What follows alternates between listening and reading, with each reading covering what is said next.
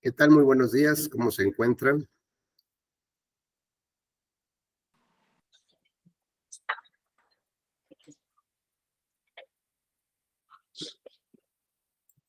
Hola, buen día. ¿Qué tal, Juan? ¿Cómo estás? Muy buenos días, gusto saludarte. Buenos días. Hola, Carla, muy buenos días.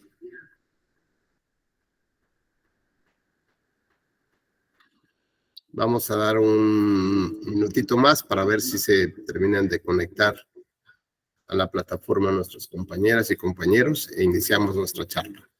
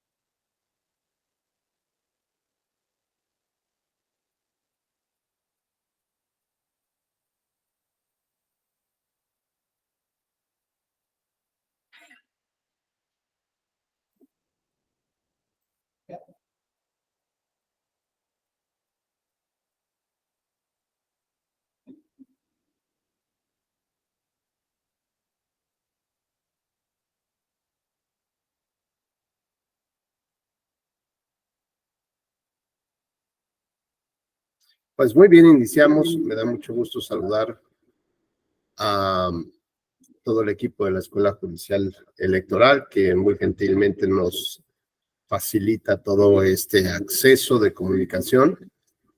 Por supuesto, un gran saludo a la directora de su escuela, la doctora Gabriela Rubalcaba, y un gran saludo también a quienes muy gentilmente ya se están conectando. Luis Octavio Aguirre, me da mucho gusto saludar. Juan, nuevamente te vuelvo a saludar. Fernando Hernández, Alejandra Pérez y Carla Montiel. Muy buenos días. Alondra Nicté, igualmente. Les agradecería que en la medida de sus posibilidades pudiéramos tener encendidas nuestras cámaras para poder llevar a cabo una interacción más adecuada para esta mañana y sobre todo que tengan la posibilidad de estar platicando, cuestionando. Para mí es muy importante la retroalimentación, sobre todo a partir de las experiencias y conocimientos o inquietudes que ustedes tengan. Así que creo que esperemos tener una jornada muy exitosa. Y bueno, pues sin mayores preámbulos, pues iniciamos nuestra charla del día de hoy. Pues vamos a platicar sobre una visión comparada de los partidos políticos aquí en México principalmente y daremos algunas pinceladas en su comparación con otros países, cómo se encuentran contemplados. Por lo pronto, lo que habría que decir es que entre el Estado y la sociedad, digamos, hay un espacio que ordinariamente se le conoce con el nombre de gobernanza, es decir, los vasos comunicantes que deben existir de manera natural entre las inquietudes y deseos de la sociedad, con la esperanza de la entrega de los resultados que uno espera de aquellos que fueron electos popularmente, pues requiere justamente poder transmitir toda esta información justamente a los tomadores de decisiones. Pues bien, mientras digamos, en este espacio natural, la sociedad no asuma las decisiones de Estado, pues entonces la lógica es que alguien tiene que ocupar naturalmente ese espacio. Y este espacio de gobernanza, de manera idónea, pues son los partidos políticos y sus candidatos. Así que qué mejor que ellos que sean la cadena de transmisión, estos vasos comunicantes entre el deseo del ciudadano, entre la discusión de los grandes desacuerdos que existe en la sociedad, bueno, pues que sean estas personas o estas instituciones las que nos permitirían justamente que el Estado pudiera tomar las decisiones que le corresponden a la sociedad.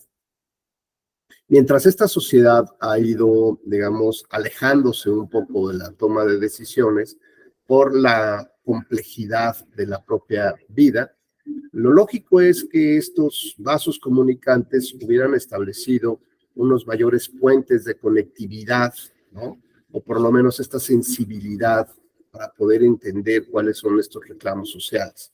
Sin embargo, lo que a veces hemos visto en el mundo es que estos vasos comunicantes regresan un poco hacia el poder, ¿no? Se acercan hacia el poder, hacia el ejercicio del poder. Y es entendible desde este punto de vista el alejamiento que existe con la sociedad y de la sociedad hacia el sistema de partidos políticos y hacia el Estado mismo. Así que bueno, pues partiendo de esta idea, tenemos que entender que si bien la propia Constitución define a los partidos políticos como entidades de interés público, pues ya nos lleva un poco a la idea de comprender que debería de ser parte de nuestro análisis cotidiano, de un entendimiento incluso hasta de sobremesa para poder platicar cuáles son estos asuntos relevantes y dentro de la agenda deberían de estar los partidos políticos. Yo les comentaré que, bueno, pues normalmente en una sobremesa hoy en día en una familia promedio en México, lo que estamos discutiendo seguramente que es de interés común para toda la familia, pues principalmente tiene que ver probablemente con el tema de la educación, ¿no? A qué escuela o a qué tipo de universidad, o cuál es la profesión que le gustaría tener a los hijos. Por otra parte, otro de los grandes temas de discusión seguramente será las vacaciones anuales, ¿no? ¿A dónde queremos ir? Todo el mundo opinará, los más chicos querrán ir a la playa, los hijos ya mayores, la verdad es que ya están buscando sus propios planes para no estar con la familia. Y cuando vemos que el interés general o el interés de una familia eh, advierte, digamos, cierta materia, cierta importancia, pues es evidente que empezamos a analizar las distintas opciones, a generar ciertas reflexiones sobre las temáticas. Sin embargo, cuando hablamos de este interés general que debe de existir sobre los partidos políticos, lo cierto es que a veces la sociedad pues rechaza discutir ese tema, ¿no? Hay frases como decir, en la política y en la religión y en el fútbol mejor ni comentes nada, ¿no? Si quieres pasar un rato agradable con los amigos. Pero bueno, quiero abrir un poco esta charla para irnos conociendo un poquito más. Eh, no sé si alguno de ustedes fuera tan gentil de comentarnos en el grupo, digamos, cuáles son sus actividades preponderantemente en el área profesional, si han tenido ya cercanía con la materia electoral desde algún organismo, autoridad o partido o el litigio. Así que bueno, pues no sé si son tan gentiles, le pasaría el micrófono a Juan González, si fueras tan gentil de presentarte con el grupo, por favor. Buen día, muchas gracias. Buen día a todos, a todas. Sí, estaba en el Instituto Electoral de la Ciudad de México. Okay. Ya hace muchos años estuve en el Instituto Nacional Electoral. Pues ya llevo varios años en el tema. Y actualmente estoy ahorita en la Comisión Nacional de Derechos Humanos. Ah, magnífico. Muy bien, Juan. Excelente. Muchas gracias. Un gustazo conocerte. Luis Octavio, por favor. Sí, buenos días. Pues mi acercamiento al derecho electoral es básicamente que por ahí he participado por ahí en algún partido, elaborando quejas para el procedimiento especial sancionador, pues diversos temas que se ven dentro de un partido en temas electorales. Ya había participado antes también con otro partido, pero no tan, digamos, no tan enfocado al derecho electoral, sino en otras circunstancias, pero esta última vez sí, ya viendo un poco más de cuestiones de derecho electoral. ¿Cómo se dice? En la elección pasada. Muy bien. Gracias. Oye, Luis Octavio, pero ¿como militante o externo? Pues lo que pasa que, digamos, no tanto como militante, sino que ya había una relación con el candidato aquí a un municipio. Digamos, es que estuvimos estudiando por ahí, pues yo estudié en la UDG, y estuvimos estudiando ahí en el mismo centro, y fue candidato aquí a un municipio, y como había esa De ahí relación, surgió la pues relación. no tanto de amistad, sino como conocidos, pues me habló y pues decidí ahí ayudarle. Muy bien, gracias, Y Luis Octavio. Perdón. aprovechando, yo desconocía todas este tipo de actividades del Tribunal Electoral. Tengo como 2, 3 meses que me doy cuenta que hacen conferencias, que hacen diplomados, y pues la verdad se me hace pues importante irse actualizando, por ejemplo, ahorita en estos diplomados, y pues aprovechando que los hacen y los hacen gratuitamente, pues me he estado inscribiendo a diversas actividades. Qué Gracias. bueno, Luis Octavio, pues ojalá Sí. te tengamos aquí como reincidente en los cursos. Muy gentil. Alejandra Pérez, buenos días. ¿Podrías hacer el favor de presentarte? Buenos días, ¿sí me escuchan? Muy bien. Ok. Bueno, yo trabajo en una consultora política y bueno, el tema de derecho electoral pues es necesario para tener muy bien asesorados a los candidatos que requieren de nuestros servicios. Oye, ¿y en qué los asesoras principalmente? Bueno, ¿En yo qué en el área de contribuyes? investigación y Ok. pues, a mí sobre todo me dejan la parte de sus redes sociales y también de, bueno, ayudar a hacer y redactar sus discursos. Wow, pues eso está padrísimo. Qué gusto, Ale. Gracias. Fernando Hernández. Hola, buen día a todos. Buen día, Pues Fer. el acercamiento que yo he tenido con lo electoral, trabajo en una asociación de defensa de derechos políticos de las personas de la diversidad sexual, y como acá en Coahuila es un tema que va nuevo, pues necesitamos, los que estamos ahí, necesitamos profesionalizarnos y pues empezamos a buscar como todas estas actividades que hacen las diferentes instituciones. Y pues aquí, aquí, ¿verdad? Conociendo de partidos políticos, yo soy comunicólogo de profesión, y pues con esto que hace la asociación civil, pues participé en una convocatoria de órganos desconcentrados del IEC, del Instituto Electoral de Coahuila, y ahorita estoy como presidente de un distrito para la jornada del domingo. Por eso mi cara de cansado y destruido. No he dormido en estos días. Oye, pues mira, yo subí un tweet que yo estaba muy emocionado. La verdad es que hay una adrenalina especial cada vez que vienen comicios, porque digamos, es como la prueba del ácido de las resoluciones de los tribunales electorales, de las distintas, digamos, actividades de los organismos electorales. Yo también formé parte de lo que fue en un entonces el IFE, y después un instituto electoral, y me ha tocado pues, la organización de los procesos electorales, desde el ámbito jurídico, pero pues muy cercano a las áreas de capacitación, organización, la comunicación y la complejidad también de las mesas de diálogo para la toma de acuerdos. Así que pues enhorabuena, y me da mucho gusto saludarte, y finalmente le damos el paso a la voz a Francisco Javier Monroy. Muy buenos días, Francisco. Buenos días, ¿sí me escucho? Tenía problemas con el audio hace unos días. Bueno, pues soy abogado de profesión, trabajo en el Instituto Electoral y de Participación Ciudadana de Tabasco. Llevo prácticamente 2 áreas, soy coordinador en el órgano técnico de fiscalización y soy órgano de enlace con el Servicio Profesional Electoral Nacional, con el INE. Esas son mis actividades, aquí en Oye, Francisco, ¿y qué tiempo tienes ya en materia electoral? Específicamente aquí en el instituto tengo 3 años, 4 años, o sea, promedio, Y pues específicamente en lo electoral y obviamente hay con unas participaciones ya en lo político, ¿no? Por así decirlo. Ahí Muy bien. algo inmiscuido ahí en las dos partes, ¿no? Lo político y dentro ya ahorita de lo electoral. Muy bien, gracias Francisco, muy gentil. Le damos la bienvenida a Margarita Pacheco. Buenos días. Si igual te seas tan gentil de presentarte con el grupo.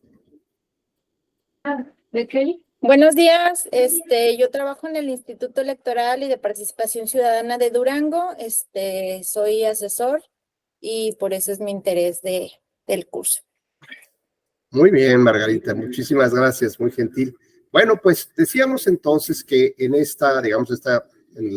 estos vasos comunicantes entre sociedad y Estado, los partidos políticos son los entes o las instituciones, digamos, naturales que se colocan en esta parte de transmisión de la información. Y decíamos que mientras la sociedad se encuentre más alejada de la toma de decisiones, pues digamos, los partidos más cercanos se encuentran a lo que corresponde al ejercicio del poder. De esta manera, pues podemos preguntarnos qué es lo que determina el éxito en la formación y supervivencia de un partido político. Bueno, pues lo que deberíamos más o menos de plantearnos es que existe una serie de mecanismos o regulaciones mediante los cuales los estados soberanos determinan la manera en que estas, digamos, asociaciones van a tener la posibilidad de contender dentro de un proceso electoral. Y vale la pena entonces que analicemos, por ejemplo, cuáles son las regulaciones actuales y en su caso reflexionemos sobre lo que corresponde a si estos permiten llevar a cabo un adecuado ejercicio de derechos que nos acercan justamente al concepto de la democracia representativa. Así que bueno, pues ya vamos tocando otro tema, ya no solamente es gobernanza, sino ahora democracia representativa. Y esta me parece que es más fácil si la entendemos desde un punto de vista muy real y muy ciudadano. Y tiene que ver con la posibilidad de acceder a un estilo de vida al que todos de manera legítima quisiéramos aspirar. Entonces, por ejemplo, Alejandra Pérez, si yo te preguntara o nos quieras compartir de un destino turístico que se te antojara visitar o vivir ahí, ¿cómo cuál sería? Sigue el de tus sueños, ¿cuál sería? San Cristóbal. San Cristóbal. ¿Y por qué? Por el clima, la arquitectura y porque es tranquilo. Ok, te encantaría ese lugar. Bueno, vamos a poner que el destino natural que nos quiere compartir Alejandra es justo San Cristóbal. Y además, no solamente por las condiciones propias del municipio, sino por el estilo de vida que se respira, que se vive ahí. Y vamos a suponer que este es un estilo de vida basado en una serie de libertades, es decir, donde yo puedo profesar una religión, puedo dedicarme a una profesión determinada, donde hay seguridad para las mujeres, donde hay la posibilidad de un desarrollo económico, es decir, a donde yo quisiera llevarme a vivir a mi familia, ¿correcto? Imaginemos todos ese destino paradisiaco, y no solamente por sus características, sino por el estilo de vida al que yo pudiera, digamos, tener y que mi familia pudiera disfrutar de ese estilo de vida. Bueno, pues imaginemos que para poder llegar a ese destino solamente hay una aerolínea y esta aerolínea se llama Democracia Representativa Airlines. Es decir, no hay otra manera de llegar si no es por esta aerolínea. Con lo cual, lo que tendremos que empezar a suponer es que durante los procesos electorales, ¿no?, aunque muchas veces están vinculados con la democracia representativa, a veces no entendemos muy bien qué es lo que se pone en juego. Y esto que va en juego, nos lo dice la Corte Interamericana de Derechos Humanos. Es un estilo de vida sobre el cual se construye la torre de los derechos humanos de cada quien. Por ejemplo, el otro día que tuve que despertarme muy temprano para salir de la Ciudad de México a dar una conferencia, me desperté a las 5 de la mañana, 5 y cachito de la mañana. Y resulta que cuando me despierto me encuentro que en mi mesita de noche está ya un café y un croissant. Y la verdad es que se siente a gusto, ¿no? Dice uno, pues algo hice bien el día de ayer, ¿no? Que cafecito y croissant me tocó. Pero me di cuenta que, pues, la persona mi esposa que me puso ahí el cafecito y tal, pues se tuvo que levantar más temprano, que se volviera a dormir, pero se levantó más temprano, es decir, llevó a cabo un ejercicio, una actividad, y que yo no hice absolutamente nada para tener el café y el croissant. Bueno, tal vez alguna cosa indirecta, ¿no? Pero en realidad yo no hice nada para merecerme eso, para tener eso en mi mesa. Sin embargo, como estuve preparando todavía la conferencia un poquito en la madrugada, todavía en la noche, me di cuenta que también tenía yo, junto a mi café y el croissant, tenía yo la Constitución y la Convención. Y de pronto me di cuenta que sobre eso tenía que girar mi conferencia, sobre que nosotros o esta generación tal vez no ha hecho nada para poder ganarse lo que está ahí en esa mesa. Es decir, nos despertamos y había un café, un croissant, pero también había una serie de derechos previstos en nuestra Constitución y en la Convención Americana, de las cuales nosotros no hemos absolutamente nada por ganarlos, por fortalecerlos y por vivirlos de alguna manera, ¿no? Para tratar de que decisionar de de estos derechos humanos, le pueda llegar a cualquier grupo de personas, porque además hay condiciones especiales, como las económicas, las culturales y las sociales, que la propia Convención Americana nos reconoce y nos alerta y nos dice, no es posible que Fernando y Alejandra o Rubén ejerzan sus derechos humanos de tal manera y hay otro grupo de personas que no pueden ejercerlo por esa situación en la que les ha tocado vivir. Así que una parte importante del Estado, digamos, de su actividad es la inclusión real y efectiva de estas personas, tan solo para poder ejercer estos derechos que estaban ahí en mi mesita de noche, ¿no? Así que entonces cuando platicamos de lo que es la democracia representativa como la ruta o el camino para poder llegar a la construcción de ese paraíso, de esos sueños, pues nos damos cuenta que a veces la democracia representativa está en juego. Y la Corte nos ha alertado en una opinión consultiva que formuló el Estado de Colombia, donde nos señala que en el panorama no advierte que haya movimientos disruptivos importantes en Latinoamérica, es decir, guerras civiles para derrocar algún gobierno. Sin embargo, hemos visto golpes de Estado y autogolpes de Estado en Latinoamérica en los últimos años.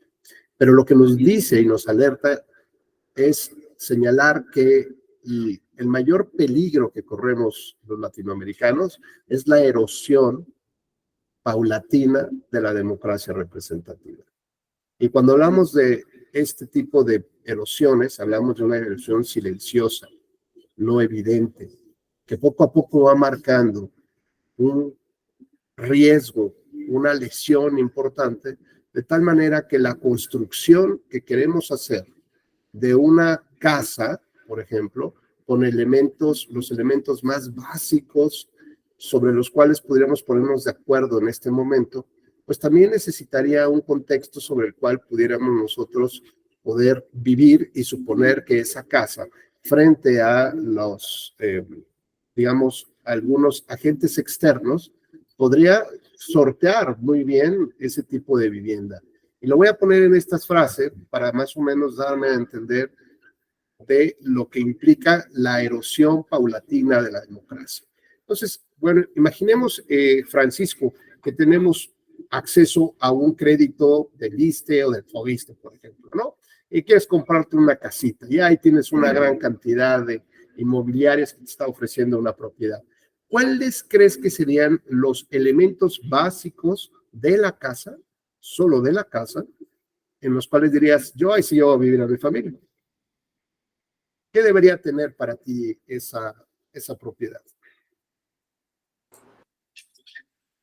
Bueno, creo que una adecuada o correcta infraestructura, que por ejemplo esté acorde a los cuartos por la cantidad de habitaciones, de acorde a la cantidad de integrantes de la familia.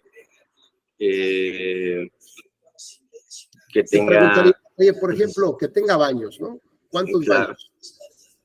¿Cuántos? Para poder considerar que es una vivienda digna, por ejemplo. ¿2? ¿1.5? ¿Te parece básico? Te vamos a Uno y poner- medio, sí, muy mínimo, 2. ¿Qué, Creo qué que sería... te parece? Te vamos a poner 2, pero están a 10 metros fuera de la casa.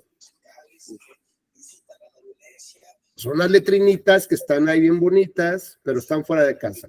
Así que si tienes ganas de ir al baño en la madrugada, bueno, pues hay que arroparse muy bien, ¿no? ¿Eso te Sí, parecería adecuado para ti y para tu familia? Ya no. No, ¿verdad? Bueno, entonces vamos poniendo, digamos, la rayita un poquito más arriba. O sea, no solamente se trata de baño, sino en qué condiciones o cómo debe de estar, ¿no? Bueno, luego, por ejemplo, el piso. Si fuera de arena, ¿estarías de acuerdo? ¿De tierra? No. No, tendría que tener cementito, ¿no? Y el techo que fuera de palmas, de ramas. No. No, ¿verdad? Bueno, como vemos entonces, digamos, hay la posibilidad de intentar ponernos de acuerdo sobre cuáles son estos elementos básicos de construcción de esta edificación, ¿no? De esta edificación. Y a lo mejor Margarita dice, oye, bueno, pues sí, pero en el piso ponle azulejo siquiera, o ponle una alfombra, ¿no? Y en términos de lo que Margarita supone, pues va subiendo también la rayita. Y si le preguntamos a Alejandra, pues Alejandra a lo mejor nos dirá, oye, pero que tenga ventiladores, ¿no? Que tenga aire acondicionado o alguna cosa así importante, y le va subiendo y le va subiendo. Bueno, ahora, ¿qué te parecería que logramos llegar a este consenso, Francisco, de cuáles son los elementos mínimos que debería de tener esta propiedad, ¿correcto? Y está padrísima, pero el único problema es que todavía no está urbanizado ahí cerca, ¿no? Es decir, no hay medios de transporte, sino hasta 3 kilómetros de distancia. O sea, hay que correrle, hacer jogging, es importante, ¿no? Pero toda la familia tiene que salir a 3 kilómetros de distancia para poder tomar. Del drenaje tampoco platicamos, todavía no lo están poniendo, ¿no? Luminarias. Ahora que vienen las lluvias, pues seguramente esperamos, cruzamos los dedos que la edificación esté bien fuerte para que soporte justamente estos problemas de inundaciones, porque igual puedes perder todo tu patrimonio. La pregunta es, bajo esas condiciones, ¿te gustaría irte a vivir ahí, aunque la casa esté padrísima?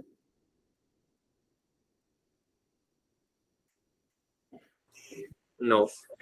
No, bueno, pues eso pasa lo mismo con la democracia. Digamos que en este sentido común, donde ahorita más o menos podemos ir platicando contigo cuáles son los elementos básicos que debe tener la construcción de nuestra de casa, o llamémosla ahora democracia representativa, también tiene que existir de manera forzosa un conjunto de elementos alrededor de ella para poder, digamos, entender que estamos viviendo justamente en un reflejo de lo que es la democracia representativa. El artículo 23 de la Convención Americana establece cuáles son estos elementos de edificación y nos habla, digamos, básicamente en 3 espacios. Uno, los que son los derechos político-electorales, ¿no? De votar y ser votado. El segundo es cómo deben llevarse a cabo las elecciones, digamos, elecciones libres, auténticas, periódicas. Y tercero, ¿cuál sería el objetivo, estimado Juan? ¿Cuál crees que sea el objetivo entonces de estos procesos electorales? Te molestamos con tu micrófono, por favor, activar el micrófono. Perdón. Creo que uno de los principales objetivos del proceso electoral es que se dé el proceso de transición del gobierno de manera pacífica, ¿no?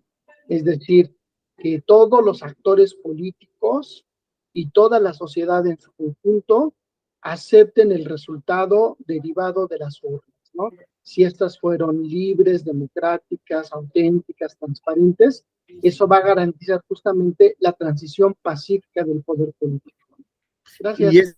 Y transición, bueno, nos habla, digamos, nos dejas entreabierta la puerta para entender que lo que está ahí es la renovación del poder público, ¿no? Entonces, esta transición y en esta renovación justo a este artículo 23 de la Convención y el B romano de la Declaración Americana de los Derechos Humanos, nos establece cuáles son estos elementos ya de las elecciones propiamente, ¿no? ¿Cuáles son estos objetivos? Llevar a cabo, como dice Juan, una elección que tenga características de democrática, entonces habría que ver que es una elección democrática. Y el segundo, que logre el objetivo de renovar el poder público y que sea de manera pacífica. Así que cuando entendemos la renovación del poder público, lo que debemos de empezar ya a entender el juego del tema de los partidos políticos es que ellos son los que terminarán renovando el poder público, ¿no? De manera práctica, pues, ¿no? En los hechos. ¿Por qué? Porque la ciudadanía decide apoyar, creer y confiar en que una persona o lo que representa ese grupo político va a darle los resultados que como sociedad está esperando y exige a final de cuentas. Entonces, esta renovación del poder público, lo que la Corte Interamericana ha interpretado es que tiene que ver con, digamos, con la manera como se llega al ejercicio del poder. Es decir, como un grupo que en su oportunidad era una minoría, terminó siendo una organización política, y de esta organización conformó un partido político que también fue minoría, en su momento fue oposición importante, y llega a ser gobierno a través de esta creencia y confianza del electorado, es decir, a través de la legitimación democrática, llega al ejercicio del poder. Luego entonces, cuando hay una afectación a la democracia representativa, no es porque un grupo no pueda llegar al poder o que haya llegado al poder, sino porque el que llegó por una vía democrática, en lugar de dejar abiertos estos espacios o estos túneles, estos caminos, estas carreteras, por donde otro como él pueda llegar también a ser gobierno, resulta que a través de reformas electorales, lo que empezamos o lo que se puede empezar a darse uno cuenta es que se empieza a abrazar el poder, a no querer dejar el poder. Luego entonces, un análisis de una elección democrática tiene que pasar justamente por el análisis de las normas legales, de las modificaciones, para ver si justamente ese que llegó por la vía democrática al ejercicio del poder, a ser gobierno, deja abierta o amplía incluso las posibilidades para que otro grupo también pueda llegar al ejercicio del poder. Sin embargo, esta manera o este primer análisis sobre los contenidos de las modificaciones de las reformas electorales nos podrán ir dando un poco de luz qué tan urbanizada está esa colonia, ¿no? Es decir, qué tan real es esto de que vivimos en una democracia representativa. Juan, por favor. Sí, muchas gracias. Esperemos que el día domingo, este domingo, las actores políticos acepten el resultado de la elección del Estado de México y de la elección del Estado de Coahuila. Si no es así, vamos a entrar en una situación de confrontación política que puede afectar a la sociedad. Pero aquí lo importante es que la institución electoral y el tribunal electoral garanticen el derecho de la legitimidad de estos resultados, ¿no? Gracias. Gracias, Juan. No, tienes toda la razón. Ojalá que esta conflictividad postelectoral, que es además natural, ¿no? Es natural al ser humano, a nadie le gusta perder, y tiene que existir una serie de condiciones más fuertes que tu propia frustración para aceptar la derrota, ¿no? Como tal, y además ser un buen triunfador en todo caso. Entonces decíamos que esta renovación del poder público, digamos que es una de las características esenciales de la democracia representativa, es decir, es como el techo o el piso sobre el cual queremos vivir, ¿no? Queremos construir nuestra propia casa. Nos da esta idea justamente de que es necesario llevar a cabo un análisis normativo para saber qué posibilidades existe de que pueda subsistir una democracia a pesar de las contingencias que pudieran presentar. ¿Hasta aquí alguna duda? Porque no sé, parece que como que se congeló aquí la imagen por el internet.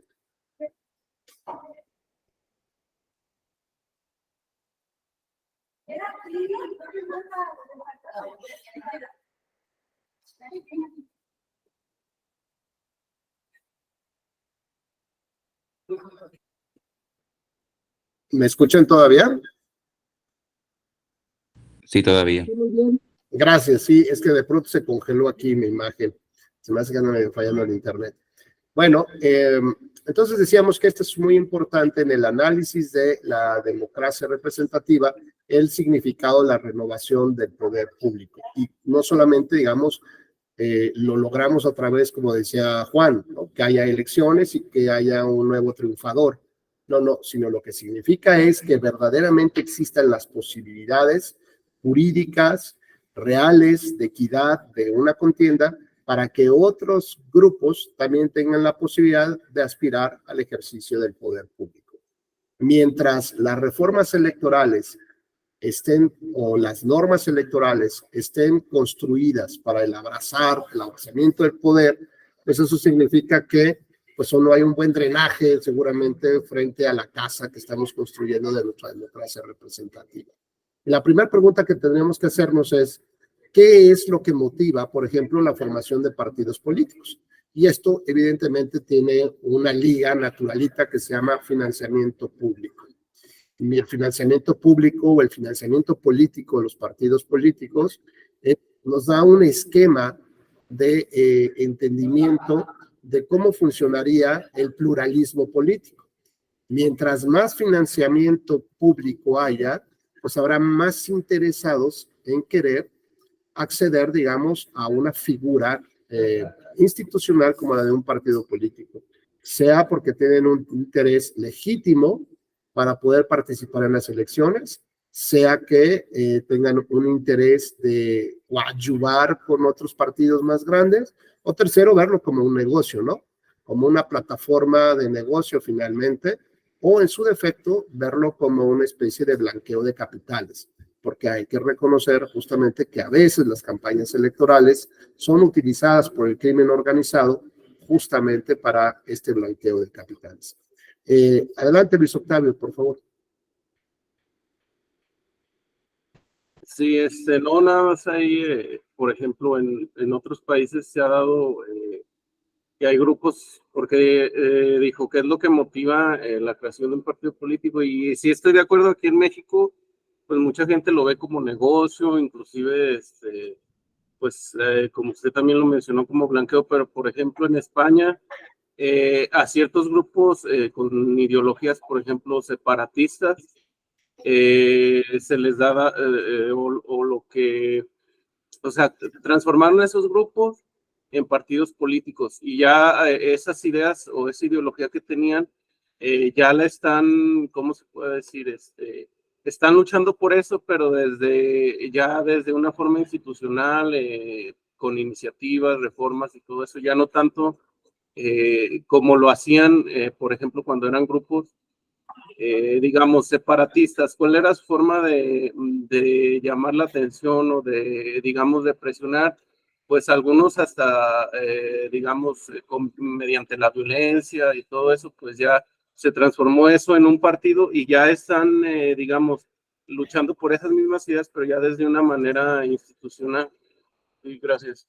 Gracias, Luis Octavio. Sí, justamente vamos a tocar un poquito ya los partidos en España y en Alemania, en Argentina, para hacer ya el comparativo con México. Pero digamos que lo que vamos acercando ahorita es cuáles son estos factores que detonan la constitución, la formación de un partido político y sobre todo el poderse mantener como tal, ¿no?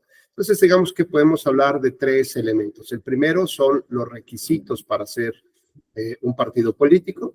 El segundo, el umbral que exige, digamos, esta barrera que establece la propia norma para poder demostrar la fuerza electoral, o se llama el umbral mínimo de participación, que actualmente en México es del 3%. digamos, es promedio, digamos, en relación con los países que exigen este requisito. Y el tercero tiene que ver con el sistema de financiamiento político. Esto, vamos otra vez, uno tiene que ver con los requisitos para su constitución, el segundo con el umbral para mantener su registro, es decir, después de cada elección, tiene que demostrar una fuerza electoral, una representatividad real en la población, y el tercero es el sistema de financiamiento político. Dependiendo de estos tres, o de los, digamos, de la complejidad o de lo, digamos, el cumplimiento alto de ciertos requisitos, pues determinará justamente la proliferación o no de partidos políticos. Y decíamos, por ejemplo, en el caso del financiamiento, Luis Octavio, si tuviéramos un financiamiento privado o una reducción, como se busca en estas épocas, del financiamiento para los partidos políticos, pues es evidente que pocos podrían mantenerse, ¿no? Y de hecho, tal vez diríamos que 1, 2 o hasta 3, tal vez, pudieran solamente mantenerse con el financiamiento privado. ¿Y esto qué implicaría, Luis? Pues de manera natural, que si tú no tienes dinero que te llega cada mes, pues tienes que salir a la calle a buscar ese dinero. Y para buscar ese dinero en la calle tienes que convencer, tienes que enamorar, tienes que seducir a tus clientes, ¿no? Tienes que seducir a quienes, pues a tus propios militantes y simpatizantes. Y este es un tema interesante porque, por ejemplo, en Estados Unidos, donde históricamente se ha perfilado siempre un bipartidismo, por ejemplo, en las elecciones, se utiliza no solamente el financiamiento privado, sino que también hay como esta especie de enlace con el voluntariado. Gente que quiere participar dentro de un partido político sin cobrar, por ejemplo, ¿no? Si alguien te dijera, oye Luis, ¿quieres participar conmigo dentro del partido? Pues va a decir, pues ya cómo, ¿no? O sea, ya gratis como que tampoco, salvo que pues esto represente toda una ideología importante, un grupo importante, pero al final de cuentas te tienen que convencer de que hagas el servicio o que tienes que donarles una cantidad de dinero. Por lo tanto, pareciera que a veces este es un esquema interesante donde la militancia tiene una relevancia importantísima en el partido. ¿Y esto qué implica? Pues que no son utilizados, así la palabra, utilizados cada 3 años o cada 6 años que haya elecciones. Y claro, si eres militante y eres alguien que estás contribuyendo con el partido, pues es lógico que tengas la posibilidad de aspirar a una selección interna o una selección primaria de candidatos, ¿no? Es decir, los mejores hombres y mujeres del partido pues serán justamente los que tengan más posibilidades de acceder a la candidatura y por lo tanto que tengan posibilidad de que sean electos popularmente. Pero, ¿qué pasa al revés, Pisotar? Si realmente tienes un financiamiento de casi 6.500 millones de pesos al año para poder mantener la estructura de tu partido político, y cuando hay elecciones, por ejemplo las presidenciales, se les dará hasta un 50% de aquel financiamiento que recibió. Así que durante el año 24, los partidos recibirán, o el sistema de partidos recibirá 10,000 millones de pesos. Bueno, pues se hace una cantidad brutal, pero también que se antoja para muchos, digamos, muchos intereses de los dirigentes de los partidos políticos. Luego, entonces, si no tienes por qué preocuparte de conseguir recursos de tus militantes o de tus simpatizantes, pues la lógica es que te mantengas totalmente alejado de ellos y los militantes alejados, ¿no? Justamente de estos compromisos con los partidos. Y luego, cuando hablamos de los candidatos, Margarita, pues imagínate la posibilidad de que si no tienes la imposibilidad de participar en unas elecciones primarias, pues ¿a quién le vas a deber, Francisco? ¿A quién le deberías el puesto, digamos, el cargo? Pues evidentemente al dirigente del partido, ¿no? Con lo cual, pues hay una mayor separación entre partidos, candidatos y sociedad, y cada vez más cercano a lo que representa el ejercicio del poder, ya sea el poder del dirigente del partido o del gobernador en turno o del presidente en turno, que incluso llegan a veces hasta palomear las candidaturas de los partidos de oposición. Veamos entonces que esa construcción de la democracia representativa pues, se encuentra pues prácticamente colgada con alfileres. El segundo tema que platicábamos no solamente tiene que ver con el sistema de financiamiento político, sino con el sistema, digamos, de registro. ¿Cuáles son los requisitos para registrar las asociaciones o agrupaciones que quieran formar partido político? Y esto vamos a ver un poquito más a detalle. Y el otro tema tiene que ver con el umbral mínimo. Y decíamos que mientras mayor sea el umbral, mayor sea la exigencia en el porcentaje de votos que se exige para un partido político en una elección, pues si lo subiéramos, por ejemplo, a un 5, a un 7 o a un 8%, pues es probable que ya nos hubiéramos quedado solamente con 3 o 4 partidos, ¿no?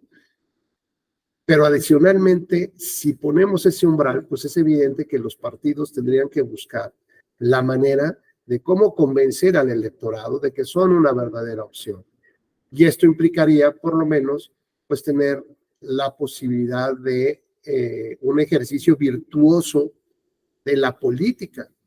Porque si te la pasas todo el año con puros videoescándalos y puros fraudes y cercanías al poder, pues qué opción real tienes como ciudadanía para votar por un partido político que se coaliga con otro que realmente no tiene una, digamos, no tiene una consecuencia mayor. Y esto nos habla entonces de que hay en nuestro sistema coaliciones electorales y tal vez lo único que deberíamos de buscar es que haya coaliciones de gobierno. Vamos otra vez un poco a explicar el tema.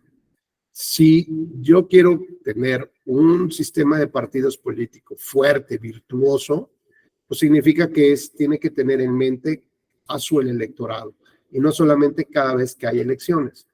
Tiene que tener en mente que es el vaso comunicante entre las necesidades de los ciudadanos y la entrega de resultados que tiene que dar un gobierno. Así que tiene que no solamente saber leer, sino lo que tiene es estar en contacto constante y permanente, ¿no? Bueno, ¿qué dicen del actual presidente de la República? Que se la pasó muchos años escuchando a las personas, puebleando, ¿no? Recorriendo y encontrando justamente todo, recogiendo todo este grupo de, este universo de requerimientos y de necesidades de la sociedad, y pues dio perfectamente en el clavo en su campaña. Así que digamos, esta es una buena gobernanza, pero cuando esta también se traduce en la entrega de resultados. Luego, decíamos, si el propio aspirante a candidato, que es un militante que lleva muchos años trabajando por el partido, de pronto el grupo en el poder de su partido le niega la candidatura o la posibilidad de contender elecciones primarias, pues es evidente que el que sí quede se encontrará también más cerca de quién, del ejercicio del poder y no de la ciudadanía. Con lo cual, nuevamente se abre esta gran brecha, fíjense bien, se abre la gran brecha entre sociedad y Estado. El punto es, hasta, digamos, Alejandra, ¿qué opinarías tú cuando ya no existen, digamos, estos canales de comunicación, cuando hoy la sociedad percibe que los partidos políticos no representan a la sociedad, hay un descrédito total, las marcas de los partidos políticos, ¿no? Pesan mucho? Yo me acuerdo hace un par de años que empezó a darse esta coalición entre PRI y PAN. Me acuerdo perfectamente en una entrevista estaba el senador, perdón, el diputado Krill, y decía que iba, bueno, antes de ser diputado, bueno, y decía que, bueno, pues que venían con sus socios, ¿no? Y dice, y es que el partido en el gobierno representa al PRI de los 70s, ¿no? Y el PRI estaba aquí junto a él. Entonces, ni siquiera a veces caen en la cuenta de que a tu socio, o sea, es tu socio, es por algo, lo tienes que presentar de la mejor manera posible, ¿no? Entonces, en tu concepto, Alejandra, cuando la sociedad cae en esta decepción, ¿cómo lograría entonces encontrar los vasos comunicantes con el Estado? Si es que los partidos y candidatos no son una opción.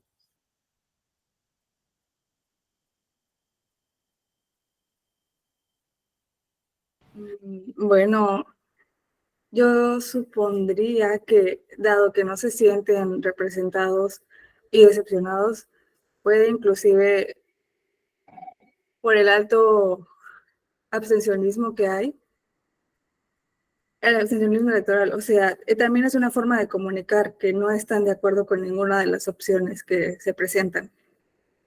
Ok, esa es una opción, pero sin embargo, sabes que esto puede ser una forma de comunicar, pero realmente no pasaría a mayores, o sea, jurídicamente no pasa a mayores, porque el sistema de democracia que construimos es de mayoría, y el que tenga un voto de más, pues, resultaría el electo, ¿no? El problema es, ¿qué haces cuando ya no encuentras este vaso que te comunica? ¿A quién acudes? ¿Cómo acudes? ¿Qué es lo que harías? Bueno, también probablemente sea manifestarlo como un movimiento social. Ok. Y en el caso más extremo,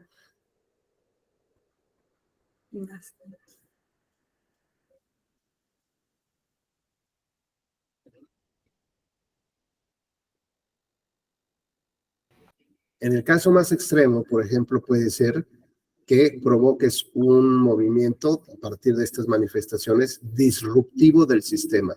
Es decir, que no quieras formar, por ejemplo, Alejandra tiene un grupo de seguidoras, ¿no? Seguidores que manifiestan sus inconformidades en contra del gobierno por el tema del mal manejo de la pandemia, por ejemplo, o por el tema de los desaparecidos, no sé, ¿qué tú quieras? ¿No? De estos grandes temas que nos ocupan como sociedad. Y al no encontrar respuesta en los partidos y en los candidatos, digamos, la única propuesta real es generar un movimiento disruptivo, algo que rompa el sistema y que sea nuevamente el ciudadano el que asuma las decisiones del gobierno. Por ejemplo, lo vemos en Islandia. En Islandia hicieron a un lado todo el esquema jurídico de gobierno y están creando su propia constitución colaborativa, es decir, son los propios ciudadanos, no un grupo de dirigentes, no un grupo de partidos, no un grupo de representantes a través del voto popular, que son los que están redactando la constitución, sino se abrió esta posibilidad para que la sociedad redactara justamente los postulados de su constitución. Claro, uno va a decir, oiga, eso, pero Islandia es una cosa así chiquitita, ¿no? Bueno, pero finalmente es una muestra de cómo puede funcionar una constitución colaborativa. Gracias, Alejandra. Juan, adelante, por favor. Muchas gracias. Actualmente contamos con organizaciones de la sociedad civil que podrían conformarse para confrontar las posiciones de los partidos políticos y las posiciones del Estado, y que pueden ser un instrumento de comunicación entre la sociedad y el gobierno.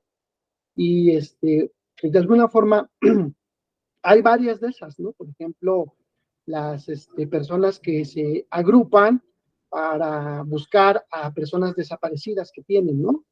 Entonces, hay esa manifestación y que de alguna forma en la agenda del gobierno federal, en el caso particular de Andrés Manuel, pues ya lo incluyó, dijo, ese es un tema interesante, ¿no? Que hay que escuchar. Entonces, hay ese tipo de opciones. Ahora, la posición de romper con el sistema, pues eso te lleva a otros instrumentos completamente al margen de la ley que pueden hacer que se rompa con el Estado, con el gobierno y con las instituciones, ¿no? Entonces, justamente la idea de las elecciones es que no lleguemos a ese nivel, ¿no? Que busquemos otros espacios, por ejemplo, en el caso de las candidaturas independientes, que se abra el espacio, que se flexibilicen los requisitos para que pueda haber este tipo de candidaturas independientes que jueguen un papel importante para poder insertarse en el ejercicio del poder político, ¿no? Muchas gracias. Gracias, Juan. Sí, fíjate, como bien señalas, la idea es que nunca pase este movimiento disruptivo, ¿no? Y que justamente la esencia de la democracia es que tengas digamos, que hagas viable, materialices esta frase de la construcción del Estado moderno mexicano de sufragio efectivo. Imaginemos una sociedad convulsa, un México convulso, donde había guerras, no había carreteras, no había bancos, las cosas no funcionaban y había una serie de problemas, grandes problemas por los que atravesaba México. Y de pronto, ahora como en estas películas de Marvel, que seguramente han visto muchos de ustedes, si les dijeran que los van a contratar, ¿no?, pero que necesitan pedir un poder, ¿qué poder pedirían, no? Por ejemplo, Jesús, muy buenos días. ¿A ti te gustan las películas de Marvel? Sí, buenos días. La verdad yo no las veo. No las ves mucho. Oye, pero ¿te gustaría tener algún poder? Sí, claro. ¿Como cuál? Cuéntanos. Pues me gustaría volar. Volar. Muy bien. ¿Y eso como para qué? Pues para ir a donde yo quiera, para visitar todo el mundo. Ok, muy bien. Bueno, pues imagínate, Jesús, que te dicen que sí, que te van a dar ese poder, pero tienes que darle algo a cambio del tamaño de lo que implica ese poder. No me digas qué es, pero tú estarías dispuesto a dar algo tuyo, de tu vida, a cambio de ese poder. Pues Piénsalo. depende que me pidan.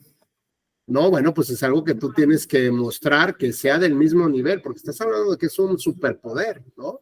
Hay, por ejemplo, algunas ideas de estas el intercambio equivalente, ¿no? Si quieres tener algo, pues tienes que dar algo a cambio y más o menos del mismo valor. Hay una vez una directora de Facultad de Derecho me dijo que ella quería la inmortalidad, ¿no? En este ejercicio. Dijo, yo quiero el poder de la inmortalidad para ver todos los cambios de la sociedad y del mundo y a ver cómo las cosas. Le dije, como que quiere ser vampira, ya me di cuenta. Dijo, no, espérame, no tan vampiresco el asunto, pero pues como que algo así parecido. Y cuando hablamos de este intercambio equivalente, le dije, tienes que dar algo, ¿no?, del mismo peso para poder recibir aquello. No es un dinerito, ¿no? Entonces dijo, no, está cañón, eso mejor yo no doy nada. Está medio fuerte también, ¿no? Saber qué tendrías que dar a cambio para eso. Ahora imaginemos en este ejercicio, gracias Jesús, es muy gentil por compartir, imaginemos que en este ejercicio llegan con un grupo de mexicanos y les dicen, oye, te voy a dar un poder, ¿cuál quieres? Y es el que nos decía Juan, nuestro compañero Juan González. Quiero el poder de transformar mi realidad, mi historia y el régimen político que tengo sin que ya no haya derramamiento de sangre. Órale, dice, está bien, no, bueno, pues ese es un superpoder, ¿eh? A lo mejor es más fuerte que la inmortalidad, o que controlar la mente, o que controlar las moléculas, o como dice Jesús, o de volar. Poder transformar todo un régimen político sin que haya derramamiento de sangre. Dijo, pues yo lo compro, a ver, ¿qué? ¿De qué se trata? Se llama la eficacia del voto. Dijo, no manches, ¿cómo? Sí, de verdad. El voto es capaz de hacer eso y más. Imagínense ese grupo de mexicanos que compró la idea de el poder que representa el voto. Bueno, pues ahora resulta que ese gran poder al cual la maestra que les digo dijo, no, yo ya lo pienso, yo no tengo que dar nada a cambio, y Jesús quién sabe si quiera dar algo a cambio y qué es lo que estaría dispuesto a dar y a perder para poder volar, ¿no? A lo mejor le digan, puedes volar, pero ya no vas a poder caminar. Entonces, güey, pues espérame, déjame la pienso bien, ¿no? No es tan sencillo ya ahora el asunto. Bueno, pues ahora imaginen ustedes que digamos, este valor que tiene el poder, ¿no? Así grandísimo para poder transformar historias y realidades, puede costar $1,000 o $2,000. puede costar la liberación de una pipa de agua que va retenida 6 semanas para que esa familia pueda tener agua, o el compromiso de un trabajo. ¿Y saben quién ejerce este poder? Pues los operadores políticos, con la entrega, por ejemplo, o condicionamiento de los programas sociales. Y entonces ese super ejercicio del poder hoy está completamente devaluado. Si la Corte Interamericana nos ha señalado que en esta, digamos, esta construcción de la edificación de nuestra casa, de los derechos humanos, tiene que estar interrelacionada en 3 grandes rubros, ¿no? Que hacen una interconexión. La primera es la dignidad humana, el segundo es, digamos, el respeto al Estado constitucional de derecho y lo que representa el respeto a los derechos humanos, y tercero, la democracia. Estos son las 3 fichas o los 3 bloques sobre los que construimos nuestro sistema de libertades. Es decir, si movemos, como ¿alguien ha jugado Jenga? ¿Sí? ¿Alguna vez han tenido curiosidad de jugar Jenga? Sí. María, por si alguno de nuestras compañeras o compañeros no, ¿podrías explicarnos de qué va? Bueno, se trata de un juego de madera que vas formando, bueno, primero haces como un tipo pirámide y ahí vas retirando piezas, de tal manera que lo haces estratégicamente para que no se te vaya a voltear toda la pieza, porque, bueno, están tan pegadas que si la mueves mal o así. Bueno, de hecho, en un principio no es tan complicado, el problema es cuando ya varios de los participantes empiezan a mover las piezas, entonces todo eso, pues, puede generar que la estructura caiga. Colapse. Oye, entonces, bueno, lo ideal es que no colapse la estructura, pero ¿qué haces con esas piezas que vas moviendo? Ah, sí, me faltó esa parte, perdón. Bueno, una vez que las retiras, las vuelves a colocar de tal manera que sí continúa reestructurándose la pieza. O sea, vas subiendo de niveles de tu torre, ¿no? Esa es como la idea. Exacto. Bueno, María, lo has dicho fantástico, me ahorraste como 10 minutos de clase, porque fíjate, María, que esto es como el Jenga de los derechos humanos. Tienes bloques sobre los cuales se construye toda la torre. La idea es que los derechos humanos no se caigan, no colapsen, pero además, como dice el artículo 1 constitucional, hay que ser progresivos, y en esta progresividad lo que implica es buscar como una tarjeta de membresía Platinum.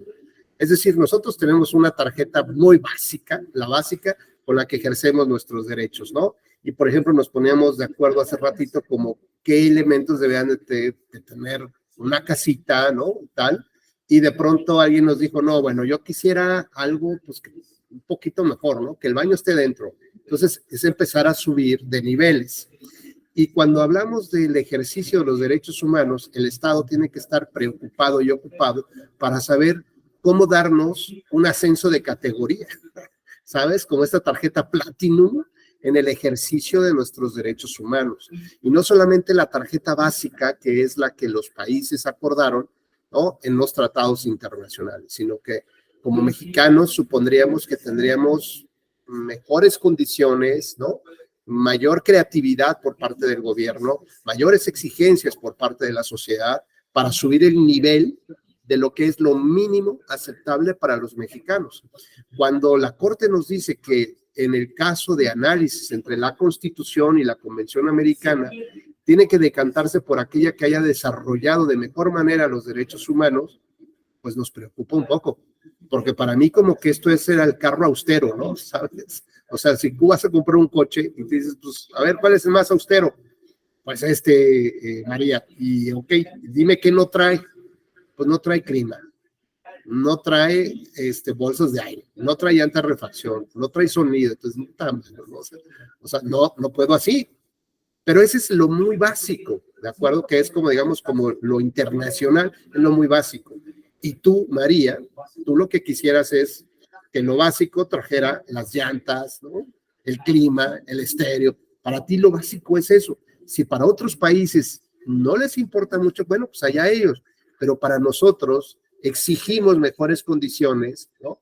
mejores, digamos, beneficios o mayores beneficios en el ejercicio de nuestros derechos humanos. Así que si estos tres bloques, democracia, dignidad humana, y el tercero, que es el respeto al Estado constitucional de derecho, y cuando abres esa última pieza, encuentras el acceso a la justicia como un factor fundamental, y adentro de ella encuentras una como pepita de oro, que dice que es el acceso a la justicia a través de jueces independientes. Entonces te darás cuenta que todos estos fichas, digamos, todos estos bloques que nos decías del juego del Jenga, representan un derecho humano. Y hay algunos que tendrán seguramente alguna, digamos, sean de doble del tamaño, otros más cortitos, otros que son de un color diferenciado porque requieren, digamos, como una protección especial por parte del Estado, como por ejemplo para la libertad de expresión de los periodistas, para las mujeres que vivan una vida libre de violencia, o por el tema del interés superior de la infancia. Tú sabes que cuando entran en colisión o en choque contra otras tablas, porque las presionan, las empujan, pues sabes más o menos cómo tendría que resolverlo un tribunal, ¿no? Precisamente dándole preferencia, porque estos son, digamos, forman parte también de la ley fundamental, los tratados internacionales que México ha suscrito. Y así como México suscribió, por ejemplo, el Tratado de Belén do Pará, fíjate que México suscribió un tratado que se llama, es un protocolo que se llama Santiago, el Protocolo de Santiago. Y este protocolo es bien importante en términos de democracia representativa, porque ya que la Corte definió que era un derecho humano, la democracia, o sea, llegar a ese estilo de vida que queremos, en ese destino paradisiaco, bueno, si era un derecho humano, pues resulta que este mismo derecho tenía, digamos, la posibilidad de ser juzgado por todos los países que integran la OEA. A ver, ¿de qué voy? Vamos a imaginar, María, que tú eres mi vecina, ¿no? Y yo soy un acumulador de estos como de los que pasan en los reality shows norteamericanos, no sé si los has visto. Guardo ropa sin lavar, guardo llantas, guardo de todo, pero de mi cochera para dentro de mi casa. Es un plagar, es un asco, ¿de acuerdo? Un acumulador. Un acumulador, exacto. Y resulta que tú empiezas a tener problemas en tu casa, porque en las noches, pues ya hay varios animalitos que van a espiar, ¿no? Y resulta que, bueno, el otro día, pues había tlacuaches, gatos, perros, patos había, ¿no? Y algo raro más que se movía, así como un chupacabras, así medio raro. El chiste es que tú organizas una reunión de vecinos y entonces me llaman la atención, ¿no? Y yo, como tengo un buen abogado, Luis Octavio, les digo, oye, Luis, por favor, que tenés mi vecino, le digo, represéntame. Y me dice, pero es que, ¿cómo? O sea, si esto ya empieza a afectar a toda la comunidad, no es algo que tú puedas solamente resolver en tu fuero interno, en tus normas domésticas. Esto es algo que nos impacta a todos. Y entonces, en ese tema, por ejemplo, de la basura, vamos a ponerlo así, en ese tema de la basura es algo que nos importa a todos, no solamente es lo que pasa dentro de tu casa, ¿de acuerdo? Así que bienvenida a las denuncias de María o de Margarita, y hay reprimendas o hay acciones de todo el condominio en mi contra. Bueno, pues resulta que este protocolo de Santiago, los países miembros, los firmantes, renunciaron justamente a que la democracia interna solamente podía juzgarse con leyes y autoridades domésticas. Dijeron, esto es como si fuera un patrimonio cultural de los latinoamericanos. Por lo tanto, existe abierta la posibilidad de que si México no respeta los elementos básicos de la democracia representativa, pudiera ser denunciado, digamos, en este comité de administración del fraccionamiento, ¿no? Y pudiera haber sanciones en contra de México por no respetar estos mínimos básicos. Así que no solamente es lo que le corresponde hacer a México o las exigencias de México, sino que también hay la posibilidad de que los temas electorales, fíjate bien lo que les voy a decir, los temas electorales que impactan la democracia representativa no solamente puedan ser conocidos por un tribunal electoral o por el INE, sino puedan ser conocidos por un grupo de expertos internacionales de la OEA. Y les pongo el caso práctico, elecciones de Bolivia 2019. Quien resultó triunfador de la elección fue Evo Morales. A pesar de las resoluciones de sus tribunales, de sus autoridades, Evo Morales no terminó sentado en la silla presidencial. ¿Te acuerdas dónde terminó, María? Pues sí, en un primer momento fue elegido, ¿no? Elegido, y después. Y ya, bueno, después sí estuvo ya pues en la cárcel, me parece. No, estuvo refugiado en México. Ah, sí, ese fue No, es cierto, así perdón. es. Sí. Estuvo refugiado en México. Es decir, a pesar de que sus normas y sus autoridades determinaron que él había ganado la elección, no pudo sentarse en la silla presidencial. ¿Cuál es la razón, digamos, de peso?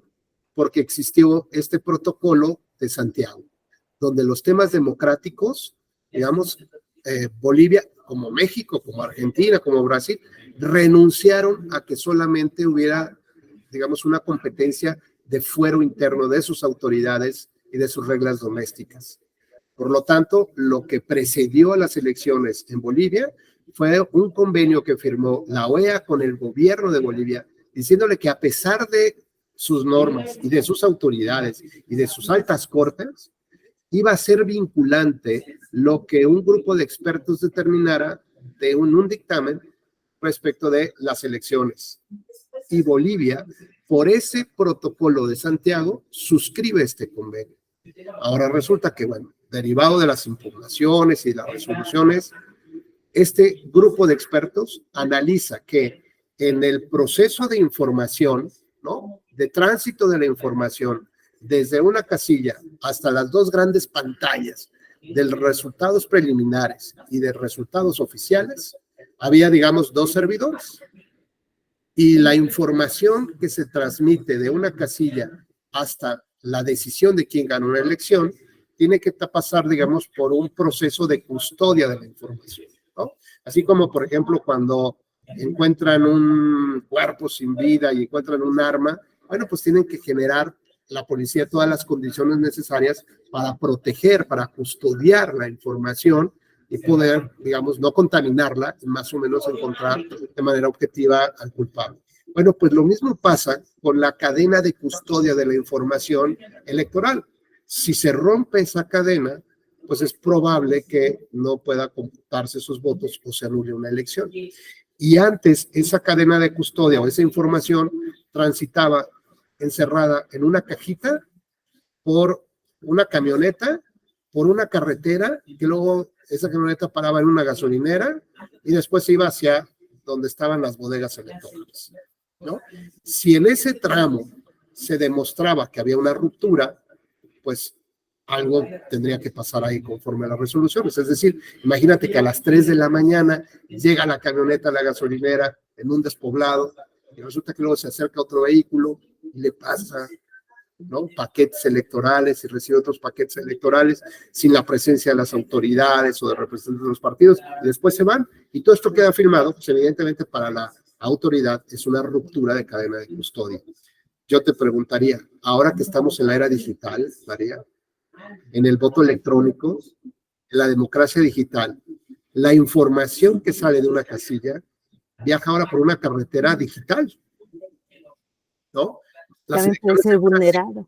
Las elecciones en Brasil se utilizaron urnas electrónicas en el 100% de las casillas. Si ahora esa ruta o esa autopista es digital, la pregunta es, ¿qué necesitaríamos ahora para entender que hay una ruptura de la información o de la cadena de custodia de la información que sale de la casilla y llega hasta la toma de decisión? ¿Qué tipo de análisis o de expertos, si tú dirigieras este grupo de la OEA, qué tipo de expertos necesitarías? Sí, pues sería especialistas en informática. Muy bien. Que pudieran asegurar, bueno, sí, resguardar bien la información en seguridad informática o cibernética. Ok, y además necesitarían un tiempo, ¿no?, prudente y la posibilidad de que la autoridad les brinde todas las facilidades para poder acceder a la información, ¿no? Claro, que hubiera observadores, obviamente, internacionales. Claro, pues resulta que este grupo de expertos, María, determinó que se creó un tercer servidor que la autoridad no publicó, que la empresa tampoco comunicó, y este tercer servidor pues tenía la característica como de estos delincuentes en las sombras, ¿no? No dejar evidencias. Tener, por ejemplo, María, tú estabas trabajando, tú eres capturista de información, decías ya a la hora de comer, salías de tu sistema, cerrabas, y en automático unos algoritmos se ponían en funcionamiento y en las sombras, en otra computadora, accedían a tus claves. Así de sencillo. ¿Cuántas actas pudieron bajar? ¿Cuántos resultados pudieron modificar? Pues no se sabe. Lo que sí se sabe es que hubo una ruptura a la cadena de custodia de la información. Y esto se llamó, o le llaman, integridad electoral. Esto es, que lo que busca el sistema, en realidad, es desincentivar las conductas que violentan la democracia representativa, ¿no? Por ejemplo, el caso de Michoacán. En el caso de Michoacán tuvimos en los expedientes del tribunal probado que la delincuencia organizada influyó en las elecciones, pero faltaron algunos hilos de amarrar para poder anular esa elección. Pero, ¿se viola o no se viola la democracia representativa? Claro que se viola. Es como si de pronto habláramos del feminicidio. Y resulta que para poder juzgar a un feminicida, lo juzgas con el mismo estándar que juzgas a un delito, a un homicidio simple, ¿no? Sí. Esto es que necesitas tener todos los elementos para que te genere convicción de que la historia que te están contando en el expediente es cierta y que esa persona es el culpable. Entonces, ese estándar se llama un estándar probatorio alto. Luego, entonces, cuando se trata de la violación de derechos humanos, lo que tenemos que utilizar es un estándar probatorio flexible, porque no estamos buscando castigar por castigar, no es como nuestro objetivo central, sino lo que vemos es cómo se está violentando el derecho humano. De esta manera, llegamos ahora hacia un pequeño corolario, un resumencito de lo que hemos platicado. Primero, la democracia representativa es un derecho humano, es el puerto del destino al que queremos llegar. 2, entre ese derecho que tenemos todos los ciudadanos, le exigimos al Estado que nos entregue los resultados para poder tener esa aerolínea que me lleva a ese lugar paradisíaco. Mis representantes, ¿no?, que le hacen llegar toda esta información que requiere la sociedad, ¿no?, que requiere este avión, que requiere mantenimiento, que requiere buenos pilotos, ¿no?, pues son los partidos y candidatos. Y ellos constituyen de manera natural esta especie de gobernanza, ¿no? Asumen esta gobernanza, estos vasos comunicantes. Pero mientras más cercanos se encuentren al ejercicio del poder y más lejanos a una ciudadanía que también se va alejando cada vez más de la toma de decisiones, empieza a surgir la gran inquietud de si no es este partido, si no es este candidato, entonces ¿quién? Y empezamos a encontrar argumentos como, pues tengo que votar por el menos malo de los partidos, el menos malo de los candidatos, el que roba, pero que roba menos que los demás. Y entonces esas decisiones de la sociedad, ¿no?, nos decía nuestra compañera hace rato, pues se tienen que seguir manifestando. Y por otro lado puede venir un desencanto de no voto. Y si resulta que si no votas, dice, pues es un mensaje de que estoy inconforme. Y eso, ¿sabes qué? Le viene valiendo a los partidos y candidatos. Mientras sigan ellos en el poder, harán todo lo posible por mantenerse en el poder. Y entonces la otra parte, digamos, de la democracia, además del voto, además de las elecciones, tiene que ver con la renovación del poder público. Y esa renovación del poder público implica un análisis pormenorizado de las leyes o de las reformas electorales, de tal manera que el grupo que llega por un sistema de democracia al ejercicio del poder debe dejar abiertas las puertas para que otros puedan llegar a ese mismo punto. Pero si empieza a reformar las leyes electorales de tal manera que lo único que aparenta es abrazar el ejercicio del poder, es una violación permanente, constante, ¿no?, fundamental de la democracia representativa. ¿Y qué tal que en México se presentaran las impugnaciones, pero se dijera, mira, por este detallito no podemos anular una elección? Bueno, esto no significa que un grupo de expertos de la OEA a través de un acuerdo con el gobierno mexicano, determine si se violó la democracia o no, más allá del propio conjunto de reglas mexicanas. ¿A qué reglas se uniría, digamos, o ocuparía? Evidentemente las reglas que están establecidas en la Convención Americana y en los tratados internacionales y en este protocolo de Santiago. Con lo que les estoy explicando es que hay una supervisión internacional de la violación a la democracia, porque ya lo dijo la Corte, lo más grave que estamos sufriendo es una erosión paulatina, silenciosa, de la democracia representativa, que implica la posibilidad de que ustedes vivan bien. Así que cada vez que hay una violación al rebase a los topes de gastos de campaña, aunque no se anula la elección, hay un golpe a la democracia. Cada vez que hay dinero sucio en las campañas electorales, y aunque no se anule o no se castigue, hay un daño a la democracia. Mientras haya un estándar probatorio en el sistema de nulidades muy alto, lo decíamos como en el feminicidio, pues no va a haber muchos culpables en la cárcel. ¿Por qué no? Por un problema en el proceso, en la acreditación de las pruebas, o por lo menos en los tiempos para poder presentar una adecuada demanda. O, por ejemplo, esto que nos compartía María, que se necesitaba un dictamen de informática, ¿no? Es decir, una prueba pericial para demostrar la ruptura de la cadena de custodia digital, de la información digital, cuando nuestra propia ley, María, de medios de impugnación, prohíbe ese tipo de pruebas cuando se quiere anular una elección o cuando se cuestionan los resultados. Es decir, desde la propia reforma, desde las propias normas, desde las propias instituciones, se ve de manera clara cómo siempre el que está en el poder quiere abrazar el poder e impedir que otros caminen.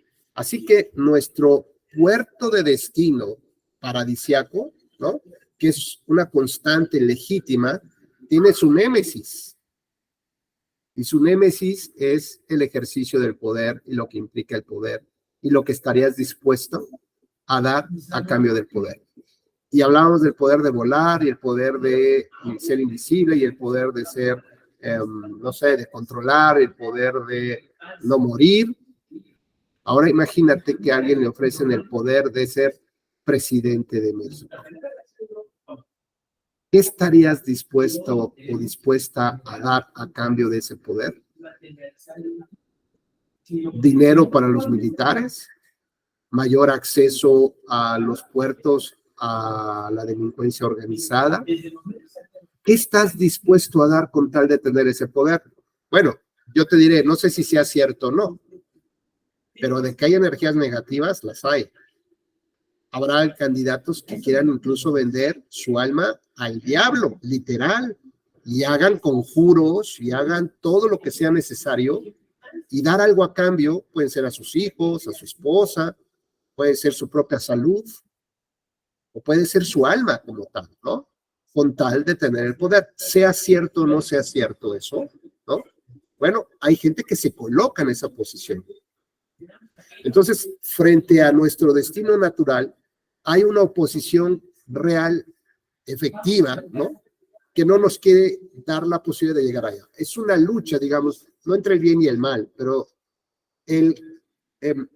decías, ocupaste una palabra clave en el juego del Jenga, es una estrategia. El estratega, el diseñador de las instituciones, debe de tener en cuenta que estos son elementos naturales, como nos decía Juan. El conflicto postelectoral es algo que naturalmente se va a dar, pero para eso tiene que haber instituciones para canalizar el conflicto y que no haya derramamiento de sangre, que no haya pactos en lo oscuro, como existían en México, para que pues, un partido quedara o no quedara un candidato, negociaran en el mapa del país quién se quedaba con qué territorio se quedaba, ¿no? Porque todo eso, a final de cuentas, daña la democracia.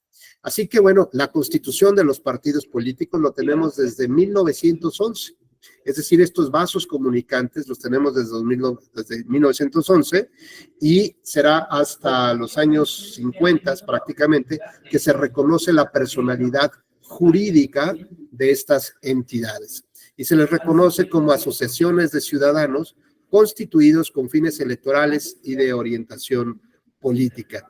Ya en 1977 se reforma la Constitución para incluir y reconocer la figura jurídica de los partidos como entidades de interés público. Y en este interés público, bueno, imaginemos que Margarita tiene en su casa pues unos cuadros muy bonitos, les gusta el arte, ¿no? Y va a tener una rica cena con sus amigas de la universidad, familia y tal, pues va a dar una gran noticia. Y de repente toca, ¿no? En la casa de Margarita. Margarita, ¿quién es? Dices, soy el Estado. Ya, pues qué bueno Estado, ¿y qué se te ofrece? Dice, no, bueno, pues fíjate que me acabo de dar cuenta que tienes 10 cuadros, Margarita, y yo necesito 6. Y tú, ¿para qué quieres 6 cuadros, Estado? Pues más bien es que tú, ¿para qué quieres tener tantos? Y ahorita yo me tengo que llevar 6 cuadros porque los necesito para adornar las paredes de los partidos políticos que no tienen. Y tú, oye, pero espérate, ¿cómo? Y luego, oye, y resulta que la comida, ¿a cuántas personas vas a recibir? No, pues que a 12 personas, 12 comensales. Pues te quedas con 6 y yo me llevo 6 platillos porque les hace falta el café, el desayunito, los partidos. ¿Y estos teléfonos cuántos tienen? No, pues tantos. Pues me llevo 3 porque lo necesitan los partidos. Y antes de salir, Margarita, encuentran tu cartera ahí cerca de la salida. Meten la mano a tu bolsa y sacan de los 10,000 pesos que tenías, sacan 5,000 pesos. Y tú, es que es para los partidos.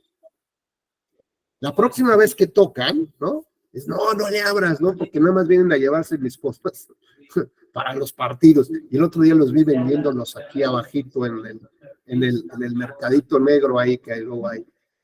Y como Margarita ya no les quiso abrir, fíjense bien, estos del Estado son muy inteligentes. Dijeron, bueno, no nos quieres abrir, pues ahora fíjate que vamos a ser creativos y en lugar de venirte a tocar, te lo vamos a descontar directamente tu nómina.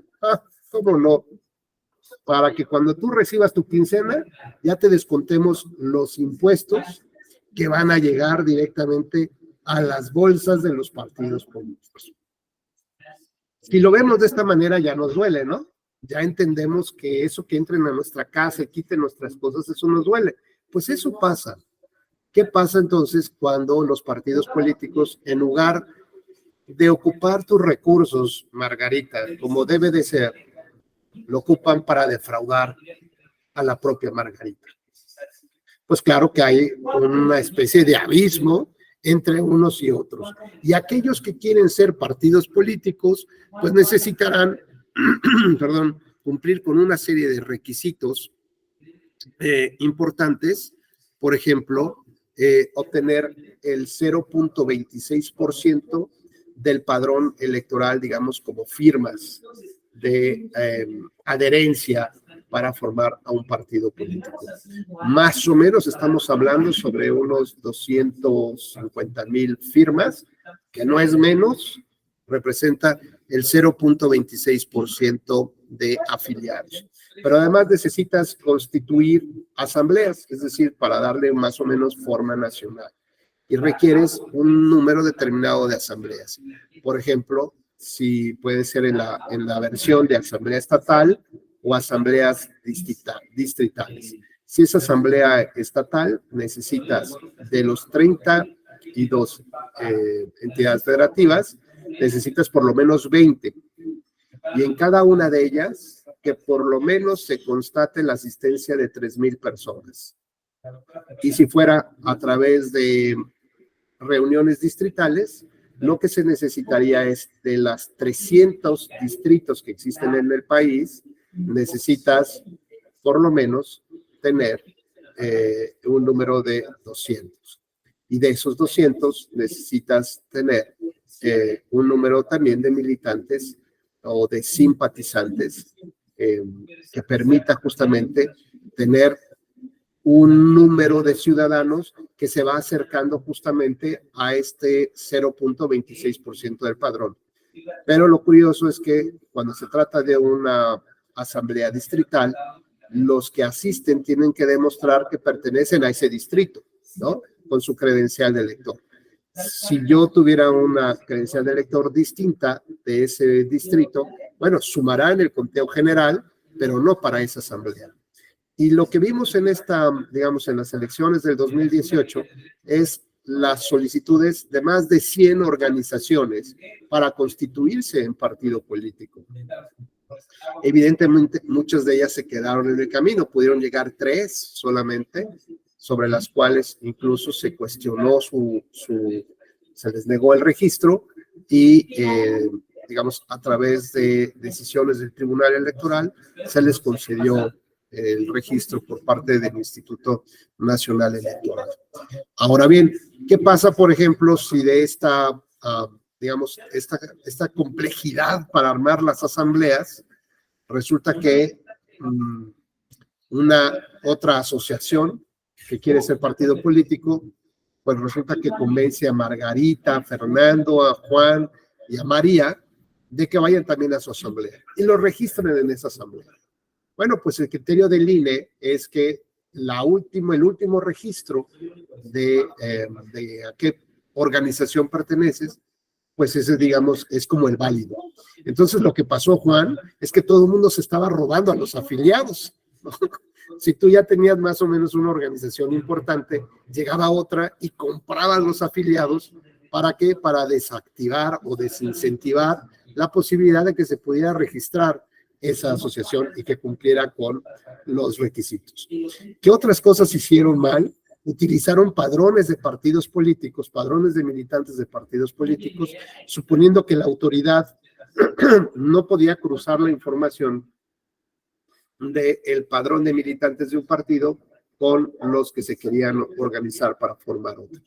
Y en esos casos, bueno, pues surgieron muchísimas coincidencias y también al mismo tiempo mucha gente se dio cuenta que no tenía derecho el partido de haberlo registrado. Así que actualmente por cada registro indebido que un partido lleva a cabo de una persona para ingresarlo a su plataforma de militantes, tiene un costo o una multa, si es que no demuestra las firmas de ese ciudadano, tiene un costo de 65,000 pesos aproximadamente la multa por cada ciudadano mal afiliado. Pero ¿qué tal que cuando hablamos ya de 1 millón de afiliaciones indebidas? Bueno, pues ya podemos hablar de que estamos hablando de millones y millones de pesos en multas que tendría que pagar un partido político. Pero lo cierto es que a los partidos no les importa mucho el tema del pago de multas. ¿Por qué? Pues porque la seguirá pagando Francisco, Luis y María con sus impuestos, ¿no? Así que por ese lado tampoco hay una gran aprehensión. E incluso, por ejemplo, en el 2018, los partidos políticos tenían comprometido de sus administraciones de financiamiento público ordinario, casi el 75% de lo que les iban a entregar ya estaba comprometido en el pago de multas. Y resulta que, pues, que de ese financiamiento tenían que pagar la organización de sus elecciones primarias. Y como no tenían posibilidades para ello, pues como dijera el clásico, les cayó como anillo al dedo, porque entonces las decisiones de quiénes iban a ser los candidatos fueron populares, fueron por parte de las dirigencias, perdón, de las dirigencias de los partidos políticos. Y volvemos a lo mismo. Esa designación de un candidato por un dirigente daña la democracia representativa, evidentemente sí. ¿Por qué? Porque va a estar más cercano a la dirigencia del poder que de la ciudadanía, que es la que lo legitima democráticamente. Entonces veamos cómo hay una serie de aspectos o de elementos que para nosotros son como pues parte de lo obvio, tal vez así funciona nuestra democracia, pero lo que no nos damos cuenta es lo que nos alerta la Corte, la erosión paulatina de la democracia. Vamos a seguir dejando pasar que no haya elecciones primarias. Vamos a seguir dañando la democracia. Si hay rebase en los topes de gastos de campaña y no hay una decisión importante mediante la cual se desincentiven justamente estos actos, bueno, pues va a ser una invitación a seguir violando la ley. ¿Por qué? Pues por lo mismo que pasa con el feminicidio. mientras yo tenga un estándar probatorio muy alto, pues no voy a poder eliminar o por lo menos atender una de las principales demandas de estas generaciones en torno a el derecho que tienen las mujeres a vivir una vida libre de violencia. Adelante, Juan, por favor. Muchas gracias. En esta parte de lo que ha señalado, me surge la duda si realmente es democrático el mecanismo que utilizan los partidos políticos de elegir a sus candidatos a cargos de elección popular mediante una encuesta, ¿no? Porque me parece que no es democrático cuando el método de la encuesta no es público, sino que se reserva para que la dirección nacional del partido determine las empresas que van a participar, el nivel de confianza, el nivel de margen de error, pero solo lo manejan ellos. Ese es un primer planteamiento. Y un segundo planteamiento, y es democrático, que en el caso de algunas candidaturas a cargos de elección popular mediante el sistema de representación proporcional o pluris, se establezca el método de la tómbola, ¿no? Y entonces, ahí el asunto es que para jugar a esa tómbola necesitas ser delegado. Entonces, si eres electo delegado, pues ya participas. Y se abre la convocatoria para los delegados que pueden concursar. O sea, no se abre a alguien que no sea delegado, sino solo los que son delegados. Y dentro de los mismos regiones, representaciones de distrito, de estado, determinan que sea fulano de tal, y ese fulano de tal entra a una tómbola. Si es democrático, elegir a candidatos pluris mediante esa tómbola, ¿no? Entonces, esa es mi duda que he planteado, ¿no? Muchas gracias. Gracias, Juan. Pues la verdad es que las dos son muy interesantes. Fíjate que uno de los conceptos que maneja la Corte en el artículo 20 romano de la Declaración Americana de los Derechos Humanos nos señala que de alguna manera nos da a entender que las acciones que debe de tomar, a los que se comprometen, las acciones que se compromete el Estado, desde la regulación normativa o la construcción de decisiones judiciales, tiene que buscar el fortalecimiento de la democracia. Y ahí nos da una clave. No solamente se trata de que sobreviva la democracia, sino que todo tiene que ver hacia dónde caminamos justamente para ese fortalecimiento de la democracia. Es decir, la construcción de diques de contención del ejercicio del poder, que haya un mayor equilibrio de poderes, que haya instituciones que permitan generar la equidad, la neutralidad, la transparencia, rendición de cuentas, ¿no? La protección jurídica de los derechos humanos, en fin, todos estos elementos son tendientes a el fortalecimiento de la democracia. En la medida que no son, digamos, tan transparentes estas encuestas, bueno, pues estamos hoy uno de los aspirantes a candidato a la presidencia de la República por parte de Morena, cuando estaba en la contienda en el 18 justamente con el actual presidente, reconoció que él había ganado las encuestas, ¿no?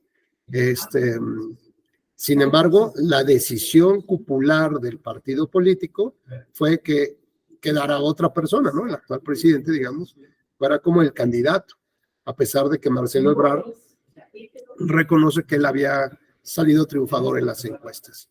¿Cuáles son, digamos, estas últimas tránsitos de toma de decisión? Pues evidentemente es algo que le incumbe, por supuesto, al partido político, pero que de cara a la democracia no lo deja bien parado. Y por otra parte, este tema de la tómbola que comentas, bueno, pues me parece, o sea, yo preguntaría, ¿en qué contribuye la democracia, no? Fíjate, por ejemplo, que a mí lo que me gusta mucho del sistema que tiene Nuevo León de representación proporcional, ya de las listas, ya una vez que unos ganaron las elecciones y ya obtienen el cargo por mayoría relativa, después viene la asignación de diputados de representación proporcional. Bueno, a mí lo que me gusta mucho de ese sistema es que se reconoce, se les da el premio a los mejores perdedores del partido político. Esto es, no solamente se trata de una sola lista, que por ser amigo de, ¿no? Tener, que digamos, puntos premium, accedes a esa lista, ¿no? No, sino aquí tienes que salir a competir, hacer tu mejor esfuerzo, tratar de ganar la elección, incluso de tratar de ganarle a tus propios compañeros que se postularon por tu partido político. Y aunque no hayas ganado la elección, pero entre los perdedores, digamos, del partido, de ellos sale quiénes son los que tendrían derecho a formar lista. Y entonces ahora sí, bueno, parecería, desde mi óptica, se contribuye a un fortalecimiento de la democracia. ¿Por qué? Porque ya sabes quién es tu candidato. Tiene por lo menos esta cercanía, ¿no? Busca hacer lo mejor que puede hacer, ya sea que si no entre por mayoría relativa, entrará como mejor perdedor de la representación proporcional. Me parece que puede tener, digo, claro, muchas críticas, pero me parece que tienen visos de que pueda fortalecer un ámbito democrático como tal. Entonces, cuando lo que analizamos es que las candidaturas dependen de quien está en el ejercicio del poder partidista, atenderá justamente a los compromisos que se suman ahí y no con los compromisos de la sociedad. Y esto, evidentemente, rompe con los principios democráticos. Así que, por ejemplo, hoy podríamos preguntarnos, Juan, ¿en qué tiempo podríamos construir partido político? En términos de nuestra reglamentación, cuando pasen las elecciones presidenciales de 2024, durante el mes de enero de 2025, quienes estén interesados en formar partido político podrán presentar su solicitud, ¿no? Su carta de intención. Y la pregunta es, ¿por qué no antes? ¿Cuál es la razón, la razonabilidad jurídica para hacerlo así? Pues todavía no la encuentro. Pero bueno, en enero de 2025, quien esté interesado podrá presentar su carta de intención para formar partido político. Muy bien. Y entonces empezará toda una serie de presentaciones, de reuniones, de las asambleas, y tiene todo el tiempo para hacerlo, hasta que llega cerca de las elecciones intermedias. En las elecciones intermedias, por ahí, más o menos que son por ahí del mes de junio, más o menos, será que por abril, aproximadamente, en el mes de abril, el INE tendrá que resolver sobre si las organizaciones cumplieron con estos requisitos que platicamos. Como es posible que sus registros pudieran ser impugnados por otros partidos o bien porque no accedieron al registro, pues es probable que estemos hablando que por ahí de mayo, ¿no? Bueno, no sé, no digo en enero, febrero, por ahí de marzo, abril, tal vez esté el tribunal resolviendo en definitiva si tiene registro o no como partido político. Pero eso por un lado, y por otro, ya tienen que elegir a sus candidatos en todo el país. Entonces, todavía no sabes si eres partido, pero ya tienes que empezar a ver cómo, al mismo tiempo, cómo resuelves toda la problemática interna del partido para la elección de tus candidatos. Y eso implica una distracción completa y total. Suponiendo sin conceder que lo logran hacer, resulta que hay una norma que les impide a los partidos de nuevo ingreso coaligarse con otro partido político. Es decir, tienen que demostrar por sí mismos su fuerza electoral y mantener un 3% de la votación. De los 3 partidos que obtuvieron su registro, los más recientes, los 3 no pudieron soportar esta prueba del ácido y perdieron su registro nacional. Por ejemplo, en el caso del PT, me parece que por ahí 2015, si mal no recuerdo, había sacado un porcentaje de votos menor del 3%, 2 puntos y fracción. Me faltaba una cosita de nada para mantenerlo. Aparentemente, y por las coincidencias en la política, que a veces no hay mucho de eso, pero se anuló la elección del Distrito 1 de Aguascalientes. En las elecciones extraordinarias parece que hubo un acuerdo entre todos los partidos políticos para favorecer los votos del PT para que pudiera alcanzar ese porcentaje de 3% y pudiera mantener, por ejemplo, su registro como partido político nacional, ¿no? Lo que tenemos, digamos, un poco en puerta es que para ser partido político nacional es verdaderamente complejo, complicado, se requiere de mucho tiempo de organización, se requiere de mucho dinero también para poder organizar tanto las asambleas estatales como las distritales, y también se requiere de todo un equipo que vaya recolectando, digamos, esta adherencia, ¿no? Esta aceptación por parte de la ciudadanía para integrar el partido político. Los documentos básicos que deben de aprobarse por estas asambleas tienen que ver con su programa de acción, sus principios y los estatutos. Es decir, los estatutos es la organización interna del partido, de tal manera que también deben ser democráticos esos estatutos. Esto implicaría que cualquier militante del partido pueda acceder al cargo más alto de la dirección del partido o también pueda acceder al cargo más alto, digamos, como candidato como tal. Debe de tener un órgano de justicia interno que permita que se puedan resolver todas las controversias internas de los partidos políticos. Y lo que hemos visto a la fecha, o lo que la evidencia nos recoge, pues que, digamos, está muy alejado este órgano de justicia justamente de impartir justicia. El 90% de las quejas que se presentan de los militantes en contra de su propio partido político, de las decisiones de sus dirigentes, el 90% de las quejas se desechan. La primera resolución es un desechamiento. Y llegan después a un tribunal, y el tribunal les dice, no era desechamiento, tienes que volverlo a estudiar. La segunda resolución, el 70% es otro desechamiento. Regresan al tribunal, el tribunal les dice, no puedes, tienes que admitirlo. Después, digamos, la primera resolución después de una admisión, el 90% de las quejas son declaradas improcedentes, infundadas, inoperantes. Ya van de regreso al tribunal, y el tribunal dice, no, si hay una razón para que estudies. Y ya solamente un pequeñísimo porcentaje, entran al estudio y lo declaran a lo mejor fundado. Pero cuando quieren reparar la violación del derecho humano que se encuentra violado, este derecho político electoral, pues ya pasaron las etapas de registro de las candidaturas, por ejemplo, ya están en la campaña electoral, van a la mitad y por lo tanto, pues el militante se siente decepcionado tanto de la justicia electoral como de la justicia interna de los partidos políticos. Así que, tristemente, hoy lo que vemos es que la justicia interna está volviéndose una justicia de puerta giratoria, ¿no? Entras y sales, y realmente no hay una resolución importante para los militantes. Existen, por ejemplo, modalidades en otros países de este tipo de requisitos.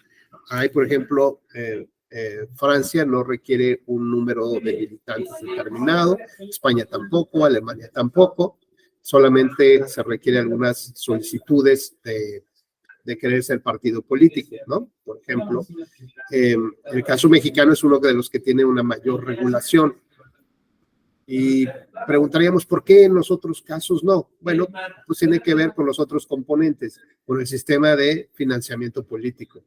Si quieres ser partido político, adelante. Yo te doy el registro, pero tú consigues la lana, ¿no? Y entonces ahí sí viene lo complicado, porque ¿de dónde vas a obtener los recursos para poder financiar, digamos, las estructuras del partido político y en un país tan grande como México, con tantos millones de habitantes? Pues no es nada sencillo.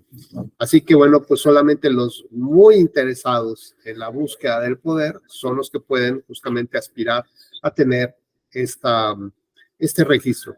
Por lo tanto, la autoridad electoral no cuestiona ni le preocupa si tienes muchos militantes o no. ¿Por qué? Porque pues, el costo es para ti, el costo no es para el Estado. Con lo cual, lo que tendremos que nosotros empezar a analizar si no es un costo excesivo el que nosotros tenemos para financiar a los partidos políticos, o no tendríamos que equilibrar un poco más la balanza un poco con lo que decíamos, platicamos con Luis Octavio, de tal manera que a lo mejor reduzcas sí una parte del financiamiento público y lo dejes a lo mejor para las campañas electorales, como pasa en algunos países europeos. El financiamiento público lo tiene solo, por ejemplo, Francia. El financiamiento que les da a los partidos políticos es a partir del reembolso.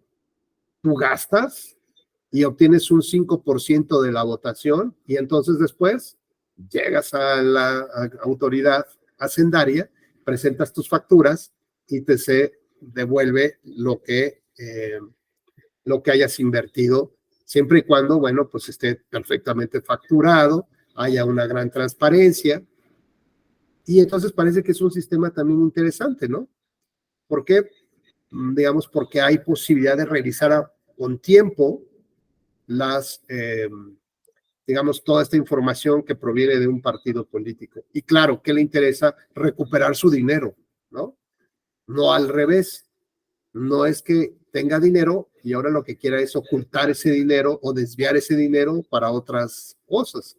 En el caso mexicano tenemos un sistema integral de fiscalización y este sistema tiene, digamos, algunas virtudes, como cuál, bueno, pues la principalmente es que se trata de reportar en tiempo real todas las, digamos, las actividades que tengan los partidos políticos, por ejemplo, en sus campañas. En términos de la ley actual, o vigente, pues, aplicable, ese tiempo real son 3 días. Es decir, si yo hago un contrato de prestación de servicios con una empresa de comunicación, tengo 3 días para reportarlo. Si lo reporto al 4.º día, vendrá una sanción, con lo cual esto lo que trata de disminuir es la posibilidad de manipular facturas, ¿no? Con factureras, por ejemplo, empresas factureras, sino que sea en tiempo real este movimiento. La ley que está en suspensión por parte de la Suprema Corte nos pone ahora que el tiempo real será hasta de 10 días. Es decir, darle una posibilidad al equipo contable de los partidos políticos para poder subir la información. Pasa que me parece razonable en los tiempos, ¿no? Como tal. Sin embargo, este gran sistema de fiscalización, pues es como una especie de repositorio. Imagínate, Luis Octavio, hoy en tu casa recibir 500 cajas de facturas del Sushito, ¿no? Por decirte algo, de papelería y tal cosa. Y luego cuando quieres buscar una y otra, pues tienes que empezar a abrir. Y de pronto contratas un sistema que se te vendió de fiscalización que te va a hacer prácticamente todo. Que tú le picas ahí un botón y te va a cruzar la información que hay. Pues resulta que no. Este sistema de fiscalización también es un gran repositorio de información. Y lo que antes hacías físicamente, pues, de buscar los papeles físicamente, pues ahora lo tienes que buscar en los archivos digitales. O sea que tampoco benefició mucho, ¿no? Pero además se pretendía que se cruzara información con el sistema sendario, con el fiduciario y el del bancario, ¿no? Para que pues, tú supieras que esta factura que se sube está reportada justamente en el sistema sendario y por lo tanto fuera una empresa adecuada, igual que con el padrón de proveedores de los partidos políticos que está registrado ante el instituto. Es decir, que hubiera un match, un cruce de información y esto agilizara la fiscalización de los recursos de los partidos. Como no existe esto, pues se tienen que contratar a cientos de trabajadores durante un periodo que no necesariamente tienen la capacidad, el expertise para poder llevar a cabo una fiscalización adecuada de los recursos. Imagínense, una vez yo checando una actividad de cierre de campaña con un grupo musical, ¿no? Que duró 8 horas, como 15 instrumentistas, ahí 15 músicos. El partido lo reportó con un costo de 3,000 pesos. Bueno, ni siquiera mi cuate de la colonia que pone música cobra eso, ¿no? Y el INE terminó autorizando ese cargo o ese ejercicio de 3,000 pesos, con lo cual vemos que también hay un gran reto para la fiscalización, ¿no? Hay una gran ventana de oportunidad para el INE, porque ni se fiscaliza todo, a todos los candidatos, ni todas las actividades. Hay como algunos acuerdos sobre las prioridades o qué puntos son los que deberían fiscalizarse y el resto se deja a la buena fe de los partidos políticos. Con lo cual esto implica, si un partido falsea la información, ¿a quién daña? ¿Al INE? No, termina dañando a la democracia representativa. ¿Por qué? Porque cada vez va a haber más dinero digamos, más dinero sucio en las campañas electorales, dinero que no se informa, sistemas de ingeniería financiera, como el caso Amigos de Fox, o estos de Pemex Gate, por ejemplo, donde se desvió dinero del sindicato de Pemex a la campaña de PRI, o por ejemplo el tema de los fideicomisos de Morena, o las tarjetas del Verde, y en fin, y parece que es una constante intentar, digamos, burlar un poco el cumplimiento de la norma, porque el aliciente natural que tiene el partido político o el operador político está relacionado con la posibilidad de ampliar su base electoral, y ampliar base electoral implicaría la posibilidad de triunfo, y poner la posibilidad de triunfo implica, como pasa en un personaje del Señor de los Anillos, ¿no? Tratar de encontrar tu tesoro más preciado, ¿no? Que te da el poder y que te transforma justamente en otras personas. Adelante, Juan, por favor. Tu micrófono sí está gentil. Sí, perdón, me tengo que retirar, entonces no sé si mañana haya clase. A ver, permíteme un segundo, lo constatamos.